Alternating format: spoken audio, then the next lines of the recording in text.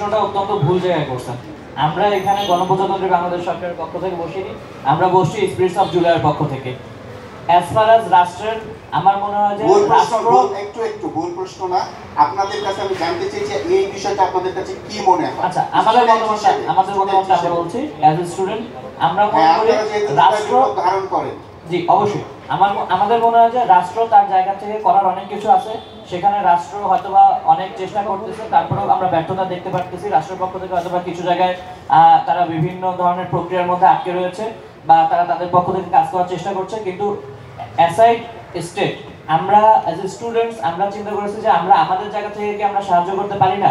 আমরা কি আমাদের ভাইরা যারা শহীদ হয়েছেন তাদের পরিবারদেরকে কি আমরা আমাদের জায়গা থেকে সাহায্য করতে পারি না? আমরা তো আমাদের জায়গা থেকেও সাহায্য করার পরিবেশ রয়েছে। ব্যক্তি উদ্যোগে অথবা সামষ্টিক উদ্যোগে বাংলাদেশের যে কোনো নাগরিক যারা জুলাই বিপ্লবের স্পিরিটকে ধারণ করে তারা অবশ্যই শহীদদের পরিবারের পাশে দাঁড়াতে পারে, শহীদদেরকে সাহায্য করতে পারে। সেই জায়গা থেকে আমরা আমাদের উদ্যোগ গ্রহণ করেছি। রাষ্ট্র তার জায়গা থেকে পরিকল্পনা করছে। রাষ্ট্র জুলাই ফাউন্ডেশন যদিও সরাসরি রাষ্ট্রের না, তারপরেও সেখানেও রাষ্ট্রের কিছুটা সম্পৃক্ততা রয়েছে। এছাড়াও অন্যান্য প্ল্যাটফর্ম থেকে রাষ্ট্র তার মতো করে চেষ্টা করছে। সেই চেষ্টার মধ্যে যে ধরনের জটিলতা, কিছুটা সময়ক্ষেপণ হচ্ছে সেটা আমরা দেখতে পাচ্ছি। কিন্তু আমরা আশা করব যে রাষ্ট্র অতি দ্রুতই শহীদদের জন্য রাষ্ট্রীয় যে তাদের পরিবারের যে সুরক্ষা নিশ্চিত করার যে রাষ্ট্রীয় জায়গাটা, সেখান থেকে তাদের আর্থিক এবং সামাজিক সুরক্ষা নিশ্চিত করতে যা যা উদ্যোগ গ্রহণ করার সেটা রাষ্ট্র গ্রহণ করবে। আমরা আমাদের জায়গা থেকে, আমাদের স্পিরিটের জায়গা থেকে আমরাও একটা উদ্যোগ গ্রহণ করেছি, এবং আমরা যে কোনো মূল্যে চাচ্ছি যে আমাদের উদ্যোগটা সফল করেও শহীদ পরিবারকে আমাদের জায়গা থেকে যতটুকু সম্ভব ততটুকু সাহায্য নিজেদের জায়গা থেকে করতে, নিজেদের দায়বদ্ধতার জায়গা থেকে টিকিট বিক্রি করব।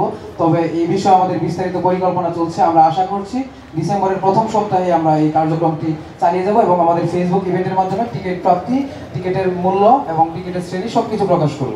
আমরা এখানে কিন্তু ডোনেশন চাচ্ছি না, আমরা আগেই বলেছি আমাদের স্পন্সর করেছেন টাইটেল স্পন্সর। এখন পর্যন্ত আমরা প্রাইম ব্যাংকের সাথে নিশ্চিত হতে পেরেছি, এবং প্রাইম ব্যাংকের সাথে আমাদের একটা চুক্তি হয়েছে।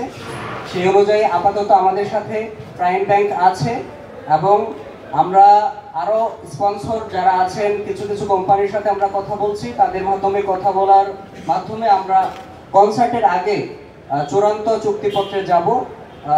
আরও মানে যদি কেউ আমাদেরকে কোনো কোম্পানি বা কোনো প্রতিষ্ঠান এই কনসার্টটি পরিচালনার জন্য বা হচ্ছে ব্যবস্থার জন্য বা অ্যারেঞ্জ করার জন্য যদি কোনো সহযোগিতা করতে চায় তাহলে তারা করতে পারবে।